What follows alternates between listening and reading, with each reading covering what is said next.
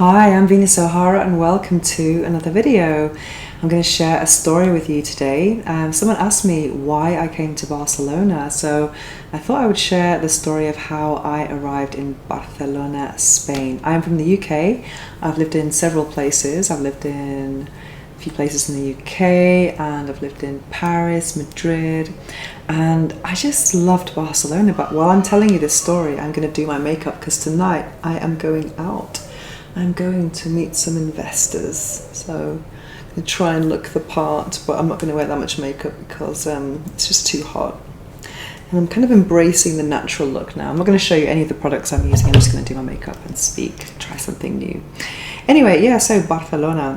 Well, I was living in Paris and I just got Latin fever, Spanish fever. I met lots of Spanish people. I was listening to Spanish all the time and I started to dance salsa. And I know that Spain is not like a salsa country at all, but it just seemed kind of easier to come here than go somewhere in South America, being from the UK obviously.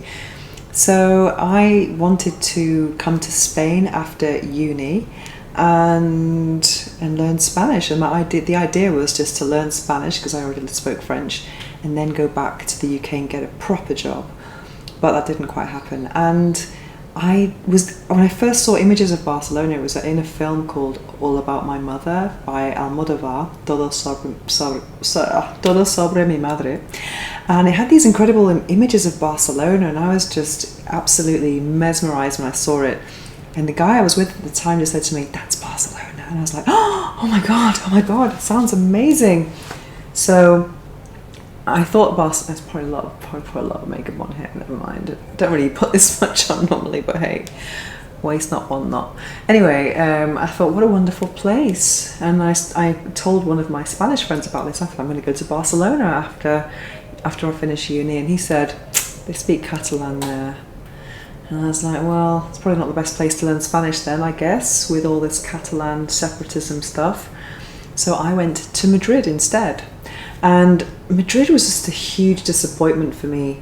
I had a great time there. I still have some friends that I made back then, but it didn't have the wow factor that Paris had and that Barcelona had. And it's kind of weird because I kind of decided to live there Barcelona and Madrid without even going there. It was just this idea in my head.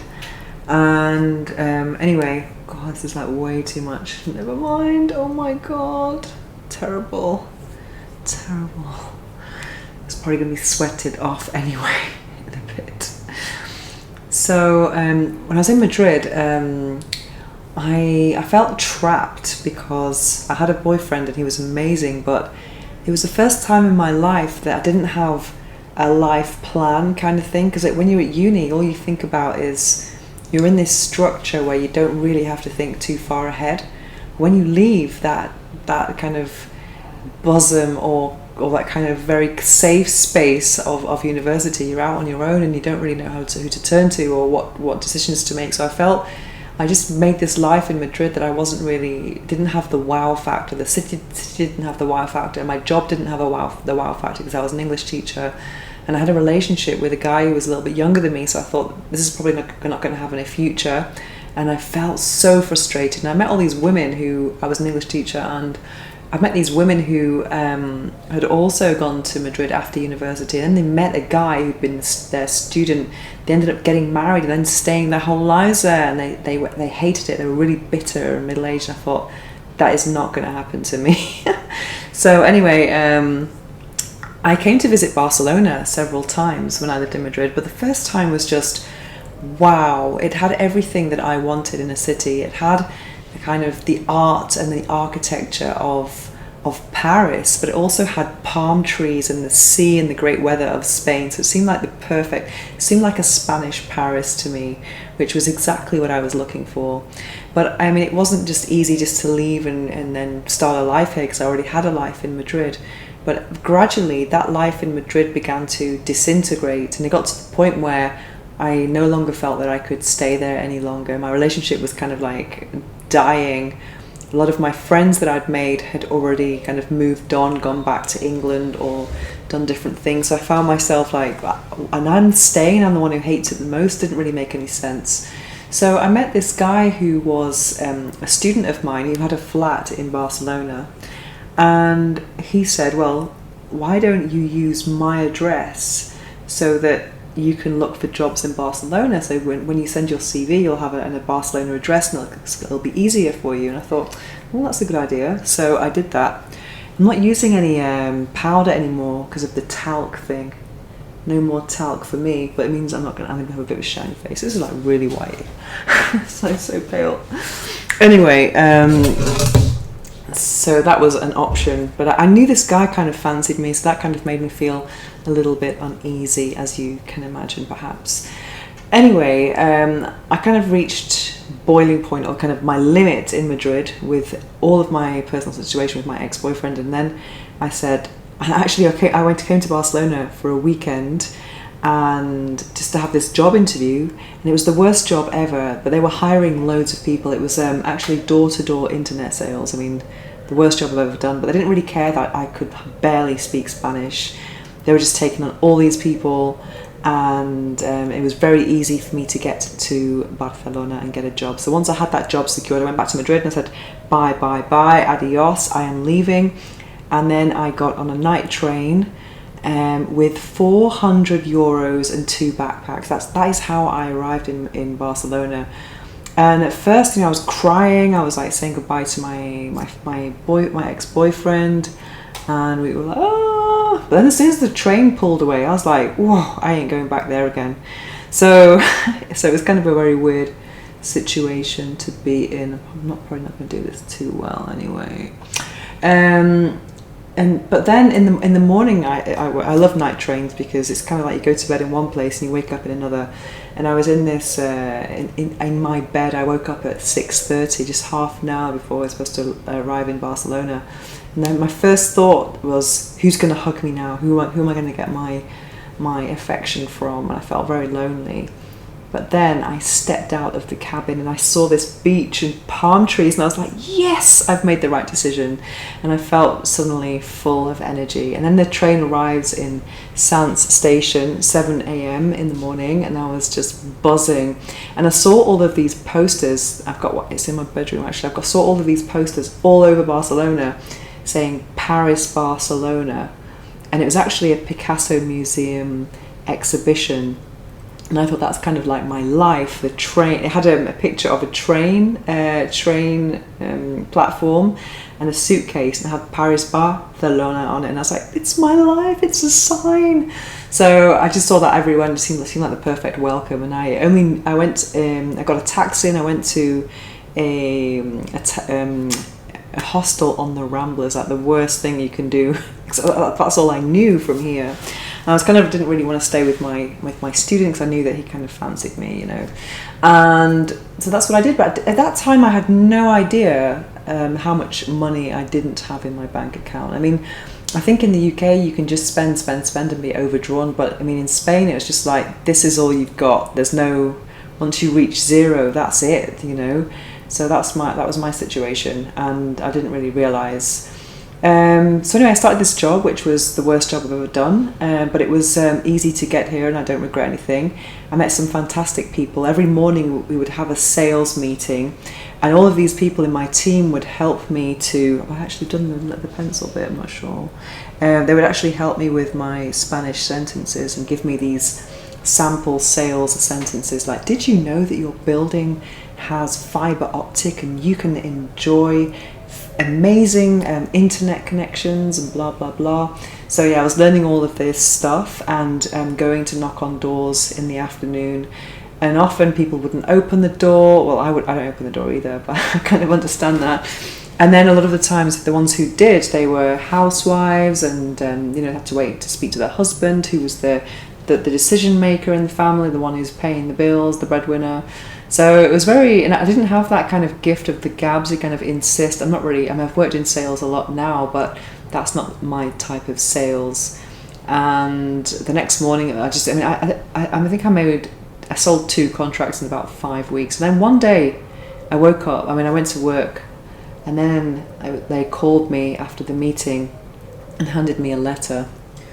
And then, actually by this point, I did end up staying at my old student's place. He came at the weekends and kind of expected me to be around.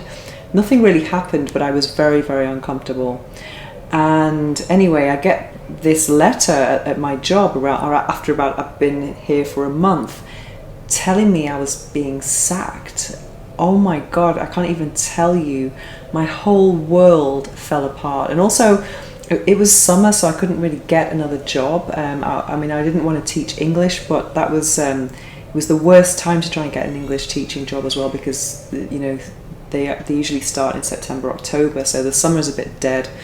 And I was just, my whole world fell apart. I was distraught. I thought, I've left everything in Madrid. I've got no money.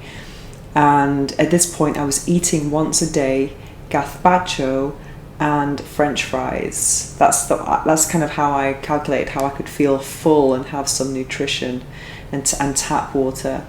And that was all I was doing. I was starving. I was desperate, and didn't really have any friends to kind of like help me out. Well, some of the people I was working with, when they found out that I had no money, they did give me their spare food from their kitchens and stuff, and then so it was very, very difficult. And so I was eating hardly anything. Then my family came to visit me, and I was all suited and booted because I was going here, there, and everywhere for job interviews. But my family did not know that I didn't actually have a job. They thought I was just going to work in some top sales jobs. They had no idea that I was really struggling, but to this day I still really haven't shared that. So that was really difficult. And eventually, after and also, I mean, I didn't have a smartphone back then, so I had to literally walk the streets and look for agencies to try and find a job. I didn't know where I was going. It was literally just walking up and down the streets and looking for agencies, and it was boiling hot, eating once a day. And fortunately, one of my friends from Madrid ended up sending me some money because I told him how desperate I was, and he sent me a bank transfer so that I could pay for a deposit in an apartment, just for a room. And that was all more lying. I had to lie to these flatmates, telling them I had a job when I didn't have a job, and just like hoping for the best. And I could barely eat, and and just hope for the best. And my friend said to me, pay me back whenever you want, but don't go on holiday with my money. And I always remember that because, I think when you owe someone money, you should not be doing any extravagances at the same time. So, that was that experience, but it did take me a long time to pay that back. And then I got a job in a help desk in the French team, actually. So I was doing IT help desk. It's probably really bad because I'm not doing this with the mirror. So I was doing IT help desk in French, which was kind of fun really, because I was speaking French all day and then going home and speaking Spanish with my flatmates. So I kind of liked the brain exercise. It's like brain aerobics. Let's see if I can do this properly. Ooh, maybe I need a mirror. Do I have a mirror? I need to get a mirror. Hang on. Okay. Yeah, so that was that, and then after a while I lost that job as well. So, but I was in a slightly better position at that point because I had saved a bit of money up and all of that, and I kind of knew how things worked a bit more in Barcelona by then. But losing 2 jobs within a short space of time kind of made me really paranoid, as you may imagine. And it also made me into a workaholic, because the next job I got after that was my dream job. I got my first export job, and that's what I really wanted to do. I wanted to work in an export sales department where I would be able to use my languages and travel and do all of that. And that's what I did for a while, but it was so boring. I was working in a machinery, this kind of this company that made packaging machines for furniture industry. I mean, how boring was that? But I was speaking French all day. I got quite a good salary, and I just remembered how that went wrong. Anyway, I was the export assistant, so I wasn't actually doing sales, but I had a really good salary, and I had to start work at 8 a.m. So I had to kind of wake up every day at 6 a.m. which was really hard in Spain, going to bed at 10, which is very, against the culture because people are having dinner at that time still. So I had no life in the week. I was shattered at the weekends, but I was just so happy to have this good salary finally. And then they got this business consultant person, Fabio. Anyway, this guy came in and said, all of the salespeople, the export salespeople, have to do their own admin. We don't need an export assistant. But because I'd worked really hard, the company didn't want to fire me. So what they did was, they said, when you come back after Christmas, you can go on the reception, but we'll pay you the same money. And I thought, that's okay for now, okay? But the reception, oh my God, it was mental torture. I mean, we weren't allowed, there was no internet on the computer. So literally it was answering the phone, making photocopies of the faxes that arrived, looking out the window. And then some guy who felt really, well, I worked with, he felt really bad about this. And he said, you're going to be the first person that people see. You're going to be representing our company. I was like, oh, bloody hell. Anyway, I just spent every lunchtime going to internet cafes, had to eat and then go to internet cafes and start sending CVs and try and get a different job. Yeah, it's kind of like a work thing. But I mean, yeah, so many struggles. So many struggles. I could go on actually. I'm going to go on a little bit more with more struggles of work. So then after that, I finally left that job. It was quite far away from Barcelona. It was outside Barcelona, so it was killing me physically as well, like having to get up at 6 a.m. and not come home till 8. Fast dinner, and then go to bed. It was just no life at all. But then I got a job in Barcelona, but for less money. And I was working for a salsa record company, which was just, oh my God, I can't even tell you how buzzing I was when I got that job at first, because I was really into salsa. But then that ended up, I was there for about a year. I ended up having an industrial tribunal, and not just me, but some more employees as well, because it was a really dodgy company. And I tell you, I can't even listen to salsa anymore after that, because it was just, oh my God, terrible. And then after that, I had about 4 months where I didn't work and I had employment benefit, and I was thinking of actually leaving Barcelona. And this is after maybe about 3 or 4 years in Barcelona. So I'd had all of this bad luck with work. And I thought, I'm going to have some time off, get this free money. I'm going to learn Catalan. And that's what I did. So I did Catalan classes, I kind of chilled out. And I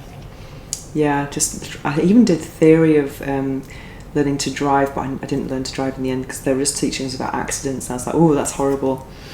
So yeah, I didn't do that either. So for 4 months I kind of got over my burnout. And then what did I do after that? Then I started looking for work again when the unemployment benefit ran out, and I was going for export sales, but actually as a salesperson, not as the assistant, which is what I'd done previously. And I found a job in a printer, and that's when everything changed, because I was in this printer and I had to start an export department from zero. And I actually, I had my clients, I literally printed out this list of companies, of publishers in London, on Yahoo Business Directory, and I just printed them out. And I just cut out off of the page jumps, erotic, fetish, and I was like, ooh, yes, because I'd always been very sexual, as you probably can tell if you watch this channel. And I was like, well, this is interesting. So I actually went to London and I met all of these erotic publishers, and I ended up becoming an erotic model as a hobby. And that's kind of how I got into the erotic world, really. At first it was just a hobby on the side, and after a couple of more incidences with work, I thought, you know what, I am so burnt out with all of this, working for other people, doing the best I can, and not having any appreciation. And it's my time now to follow my dream and become a sex blogger. And now here I am 13 years later. Woo! Anyway, I hope you enjoyed that. I didn't expect to actually go on that long, but anyway, I've got my makeup done now, and now I need to get out to meet some investors. Thanks for watching.